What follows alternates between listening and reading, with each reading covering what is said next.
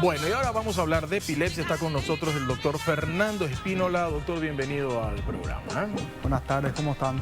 Bastante bien, doctor. Buenas tardes a toda la teleaudiencia y muchas gracias por la invitación. ¿Qué es la epilepsia? La epilepsia, básicamente, para empezar a definir la epilepsia, tenemos que saber lo que es la convulsión, porque la epilepsia es la enfermedad de la convulsión. Y la convulsión, básicamente, son descargas descontroladas que se producen a nivel del cerebro, en un lugar específico del cerebro, y que esas descargas descontroladas producen una sintomatología. Y la típica sintomatología que la mayoría conocemos son los movimientos tónico-clónicos o las sacudidas que presentan las personas. Pero también otra sintomatología puede aparecer en el transcurso de una convulsión. Y cuando ya la persona presenta dos convulsiones en más de 24 horas de diferencia, es donde ya el paciente presenta la enfermedad de la convulsión, que es la epilepsia. ¿A qué edad te agarra? ¿Desde qué edad te puede agarrar? Generalmente la enfermedad de epilepsia tiene dos edades donde más frecuentemente aparece. Primeramente, la primer mayor incidencia de la convulsión se presenta en la infancia, donde los pacientes presentan generalmente antes de los 14 años de edad. Y el segundo pico de la enfermedad se ve por encima de los 60 años, donde ya los pacientes presentan convulsiones generalmente debido a una causa adquirida. Y la causa adquirida más frecuentemente en las personas es el accidente isquémico cerebral o el famoso infarto cerebral, que es la causa más frecuente después de los 60 años de la epilepsia. Primero tendrías que pasar por un infarto cerebral para que como consecuencia quede la epilepsia. Asimismo, el infarto cerebral produce una irritación en el cerebro que ocasiona la epilepsia de forma secundaria. Y en el caso de que se manifiesta a los 14, ¿uno nace con eso? Generalmente los pacientes que presentan epilepsia antes de los 14 años son las epilepsias genéticas, son trastornos que se producen a nivel de las neuronas y que ocasionan la epilepsia por esos trastornos, y generalmente se deben a alteraciones en los canales de los iones de sodio y potasio a nivel de las neuronas. ¿Y qué le predispone a una persona a algo genético familiar se hereda? Generalmente sí, los pacientes que tienen las epilepsias en la etapa infantil muchas veces tienen antecedentes familiares de epilepsia, algún familiar de primero o segundo grado, padre, madre con epilepsia, pero también hay algunas personas que desarrollan de nuevo esa alteración genética y que pueden por primera vez presentar esa epilepsia genética, y ya al hijo de esa persona es que le pueden predisponer, pero hay algunas personas que presentan alteraciones de nuevo y que desarrollan epilepsias genéticas que no tuvieron los familiares previamente. Doctor, hoy día está muy estudiado esto, ¿verdad? Antes de repente había como mucho tabú de repente en esto, ¿verdad? Hoy día sabemos que es una enfermedad normal, algo que le puede agarrar a la gente, porque incluso anteriormente se creía que la persona estaba poseída, incluso decían, ¿no? Generalmente sí, esa es una creencia popular y un mito que se tenía en la antigüedad acerca de la epilepsia. Y en la antigüedad básicamente las personas pensaban que la persona tenía algún tipo que estaba endemoniado, tenía algún tipo de ritual donde presentaba estos movimientos, pero básicamente ya se sabe en la historia de la medicina que estos ya eran ataques de epilepsia que las personas iban teniendo, pero que se pensaban que tenían algún tipo de brujería, espíritu, sí, o estaban endemoniados. Sí. ¿Y qué pasa cuando se detectan estas convulsiones? ¿Hay que llevarlos al médico rápidamente? ¿Qué se hace?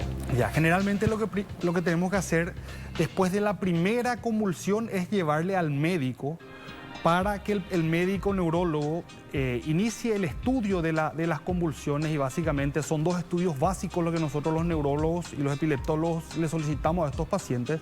Primeramente el electroencefalograma, que es el estudio eléctrico de la actividad cerebral, donde hay marcadores que te orientan a que el paciente pueda tener la epilepsia, y por segundo la resonancia magnética nuclear, para descartar que el paciente presente algún tipo de alteración estructural en el cerebro que le esté predisponiendo a esta epilepsia. Y ya si el médico encuentra alguna alteración en estos dos estudios, es que de forma inmediata debe iniciar el tratamiento porque el paciente presenta alta chance de tener una recaída o otra crisis convulsiva y entonces el médico debe iniciar tratamiento para impedir que esto suceda. Eso sería el médico, pero yo familiar, ¿qué hago? Si después de la primera convulsión... ¿Esperas que termine? Durante porque uno se asusta, no es que espera nomás y está convulsionando. Pero familiar, un amigo. Sí, Eso también es algo interesante que todas las personas deberían saber qué hacer cuando un paciente presenta una convulsión. Uno tiene miedo, ¿verdad? se va a tragar la lengua, no sé. Lo primero que tenemos que hacer es asegurarnos que la persona esté en un lugar seguro, ¿sí? Por ejemplo, si le dio el ataque en la calle o si le dio en un lugar donde le puede causar una morbilidad o algo asociado a la epilepsia, como una caída, una quemadura o algo, primeramente tenemos que alejarle al paciente de ese lugar peligroso. Y posteriormente, ya cuando nos aseguramos que el paciente esté en un lugar seguro, le tenemos que acostar en el suelo, le tenemos que colocar sobre el brazo izquierdo, ¿sí? ¿Por qué sobre el brazo izquierdo? Porque hay muchas convulsiones que cursan con vómitos asociados y que el paciente puede presentar esos vómitos y se puede broncoaspirar y entonces puede incluso llegar a fallecer con esos vómitos. Entonces, la posición correcta donde el paciente debe permanecer durante la convulsión es sobre el brazo izquierdo, sobre el suelo, para que en el caso de vomite lo haga en el suelo. Y ya después, con respecto al meter la boca meter la mano en la boca y sacar la lengua, es un mito porque básicamente el paciente no puede tragar la lengua. Claro, si tenés el freno de la lengua, imposible. Así mismo es. Entonces lo que tenemos que hacer es que terminar y observar que el paciente termine de tener los movimientos y ya apenas empieza a dejar de tener esos movimientos, le tenemos que hacer pequeños estímulos, ya sean estímulos táctiles en la espalda y en el pecho, tenemos que empezar a golpearle y empezar a hablarle por el nombre, si le conocemos, si no, le empezamos a hablar para que el paciente empiece a despertarse después de que haya terminado la convulsión. ¿Cuánto tiempo dura, doctor, esto? ¿Hay un promedio, tal vez? Generalmente las crisis en el peor de los casos duran hasta 2 minutos. Muchas veces los familiares nos relatan en el consultorio que incluso ellos piensan que duró más tiempo, pero generalmente si nosotros nos ponemos a medir el tiempo de la convulsión, lo máximo que puede durar es 2 minutos la crisis convulsiva. Y una persona que normalmente tiene los ataques, ¿cuánto es lo normal que tenga en una semana o en un día? Ya, hay diferentes tipos de epilepsia, ¿sí? Por ejemplo, tenemos las epilepsias que son fármaco resistentes, o sea que a pesar de una medicación adecuada, el paciente sigue teniendo muchas crisis. En ese caso hay pacientes incluso que tengo en el consultorio que tienen 3 crisis por día, inclusive llegué a ver pacientes que le internan en el sanatorio porque tenían 30 convulsiones al día, así mismo. Igual con la medicación así mismo, tienen esas crisis. Con medicación. Tienen igual inclusive 30, 20 crisis por día y en esos pacientes es que nosotros le ofrecemos otro tipo de tratamiento porque actualmente también en el país ya realizamos las cirugías de epilepsia y también hay algunos dispositivos que son como marcapasos cerebrales que pueden ayudar al control de las crisis y todo ese arsenal terapéutico ahora contamos Doctor, en el país. Hace rato decías que en ciertos sectores donde se deficiencia del sodio y el potasio, es decir que es una afección química en el cerebro, la epilepsia. Así mismo, las neuronas se comunican entre sí, entre todas las neuronas, por medio de estos iones, sodio, potasio, cloro, ¿sí? Y muchas veces esta alteración en la comunicación entre las neuronas es lo que produce que se hiperexcite el cerebro y que produzca las crisis. Entonces muchas epilepsias tienen este mecanismo fisiopatológico, la alteración en la comunicación entre el sodio, potasio y cloro. O sea que las personas con epilepsia se tienen que cuidar en las comidas, ¿no? Así mismo, es muy importante que el paciente con epilepsia tenga un buen estilo de vida. Nosotros cuando le hacemos el diagnóstico de epilepsia al paciente, lo primero que le recalcamos es los 3 pilares básicos del tratamiento con respecto al estilo de vida. Primeramente, que el paciente debe hacer ejercicio físico, por lo menos 30 minutos 3 veces por semana. Después que tiene que recibir una dieta, o sea que tiene que seguir una dieta low carb o baja en carbohidratos, porque también vemos que los carbohidratos producen mayor irritación en el cerebro. Y por último, que el paciente debe cumplir 7 a 8 horas de sueño por día. Esas 3 medidas básicas ayudan mucho a que el paciente controle las crisis, además obviamente de seguir estrictamente el tratamiento medicamentoso. Doctor, y estabas desarrollando justamente el tema de los tipos de epilepsia y te quedaste de la cuestión médica. ¿Y cuáles son los otros tipos de epilepsia? Ya, los otros tipos de epilepsia, hay por ejemplo un tipo de epilepsia que es muy frecuente en la infancia y que muchas veces pasa desapercibido para la mayoría porque el paciente con lo único que cursa es con una crisis de ausencia, ¿sí? Básicamente el paciente queda desconectado del medio por lo menos 30 segundos y muchas veces en la escuela la profesora le trata como el paciente que tiene un déficit de atención. No precisamente convulsiona. Así mismo, el paciente lo único que tenga es se queda queda colgado 30 segundos. Y ese es un tipo de epilepsia de los más frecuentes en la infancia que se denomina epilepsia de la infancia, epilepsia de ausencia en la infancia. ¿sí? Doctor, perdón, esto tiene tratamiento pero no tiene cura. La mayoría de las epilepsias no tienen cura y tienen tratamiento. Hay un cierto grupo de epilepsias que se denominan epilepsias edad dependiente y que también son muy frecuentes y por suerte estas epilepsias, pasado el rango etario donde ellas se producen, generalmente se curan y nosotros, si hacemos el diagnóstico preciso de esa epilepsia edad dependiente, podemos retirar la medicación después de esa edad. Tenemos ya Sí, llegan muchos mensajes, preguntan acá. Quiero saber si la sudoración está relacionada a la epilepsia. Mi beba suda mucho y la cabeza está caliente la mayoría del tiempo, pero no tiene temperatura, solo está caliente, dicen acá. También habla esta persona, dice, mi bebé de 1 año tuvo 2 episodios de convulsiones en menos de 1 mes. La primera vez que tuvo fue dentro de un cuadro infeccioso de una gripe que ya arrastraba durante 15 días, pero en su segundo episodio ella no tenía absolutamente nada. Ya consultamos con una neuróloga, nos mandó al electroencefalograma, resonancia magnética, pero fue con sedación y con contraste. El día de ayer se hizo la resonancia, pero no se le pudo hacer el contraste porque, según me explicó el profesional, se le soltaban las venas cada vez que le iban a cargar el contraste. Quiero saber, igual se va a ver algo sin el contraste, preguntan acá. Ya, en el caso de esta última pregunta, sí, igual le va a servir al profesional médico que solicitó una resonancia magnética sin contraste. El electroencefalograma y una resonancia magnética sin contraste son suficientes para realizar el diagnóstico.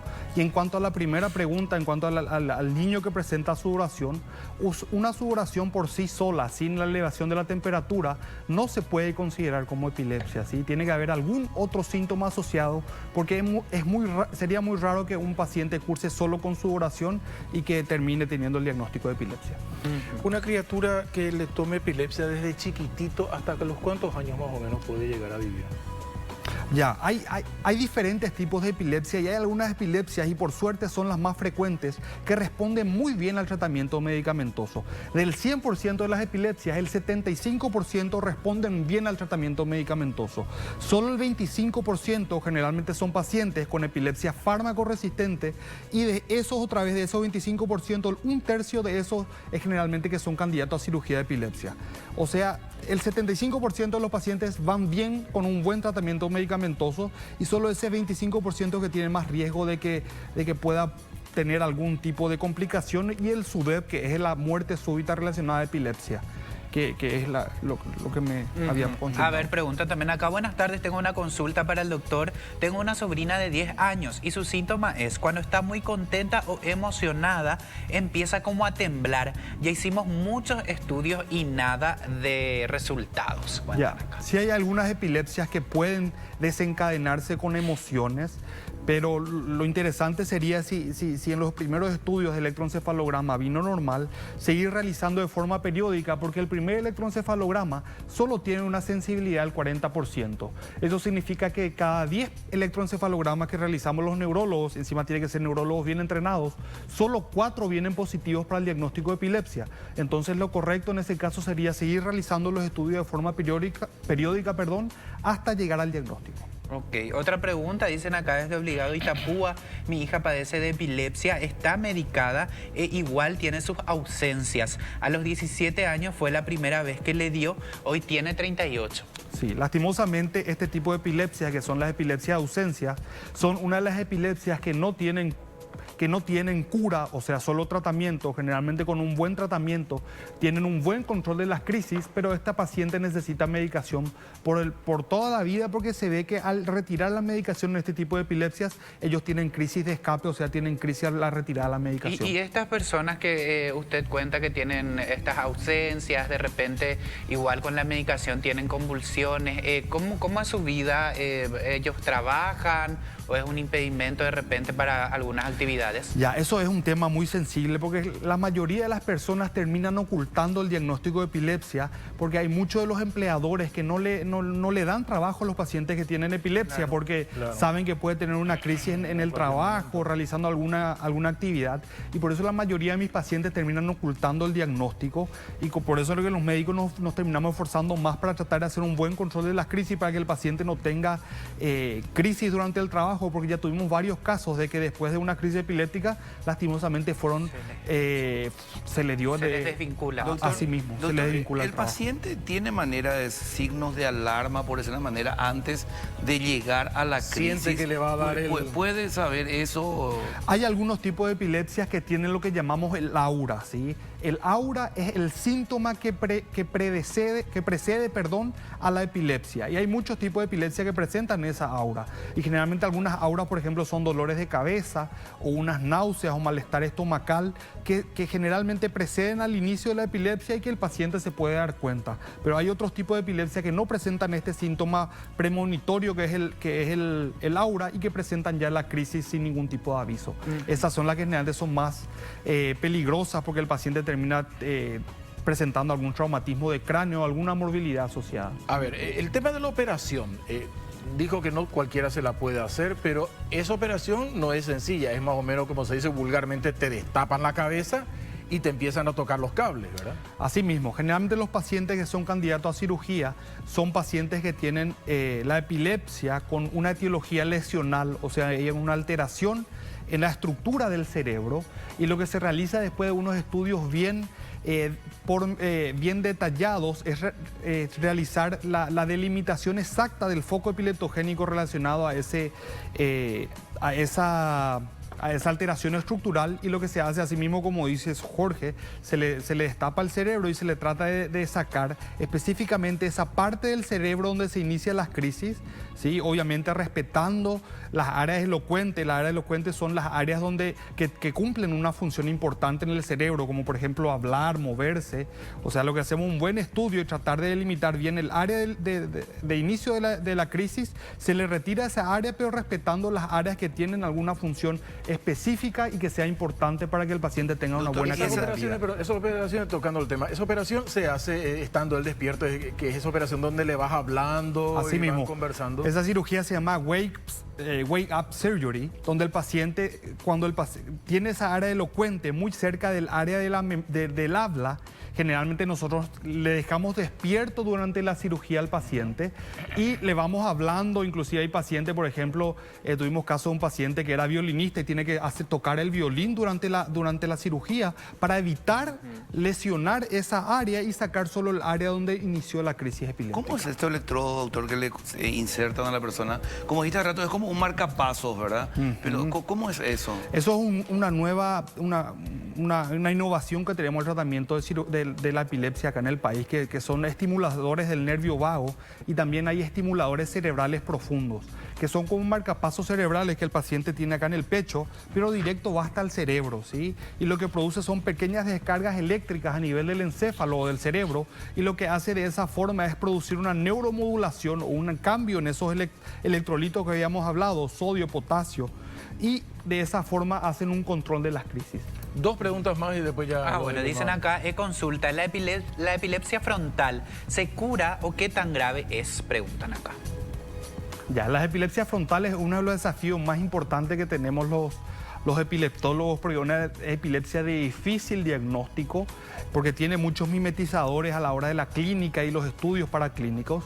Igual generalmente muchas de ellas tienen tratamiento y responden bien al tratamiento medicamentoso, y también incluso las epilepsias frontales pueden llegar al tratamiento quirúrgico en el caso de que se haya hecho un buen estudio y que se haya llegado al diagnóstico quirúrgico del mismo. Y mientras se va a buscar la siguiente pregunta, ¿es una enfermedad cara? ¿IPS la cubre? Sí, generalmente la mayoría de la cirugía de epilepsia que hicimos hasta ahora en el país lo hicimos en el Instituto de Previsión Social. Gracias a Dios el Instituto de Previsión Social cubre esa cirugía de epilepsia, y todo el tratamiento medicamentoso y quirúrgico lo realizamos la mayoría que hicimos en el país. Hasta ahora se hizo en el Hospital Central del público, IPS. doctor, del Ministerio de Salud? En el Ministerio de Salud también hay otro centro quirúrgico, que es el Hospital Pediátrico Niños de Acostañú, donde también ya hicieron casos de cirugías de epilepsia. A ver, cuentan acá. Bueno, buenas, mi bebé tuvo una convulsión un domingo que hizo más de 40 grados de calor. Estaba en la pileta. Él tiene 2 años y medio. No sé si puede ser un golpe de calor y frío. Ya. También hay un tipo de epilepsias que se denominan epilepsias febriles, ¿sí? O sea que se deben a la elevación de la temperatura corporal. Y lo que hace esta elevación de la temperatura corporal es disminuir el umbral convulsivo en pacientes, en los niños que generalmente todavía tienen el cerebro inmaduro y que por eso producen una crisis epiléptica. Pero a esos pacientes que solamente presentan crisis convulsivas en marco o en concomitancia con la fiebre, no se le puede llamar epilépticos, porque el paciente que tiene epilepsia tienen que ser crisis no provocadas. O sea, no tiene que haber una causa que le esté predisponiendo. Okay. Lo acribillamos con preguntas al doctor, ¿eh? Así que gracias por haber venido. Esperamos haber respondido algunas de las tantas preguntas que enviaron. Tenemos que hacer la pausa. A la vuelta de la pausa continuamos con más información. Ya vimos. Gracias, doctor. Gracias a usted por la invitación.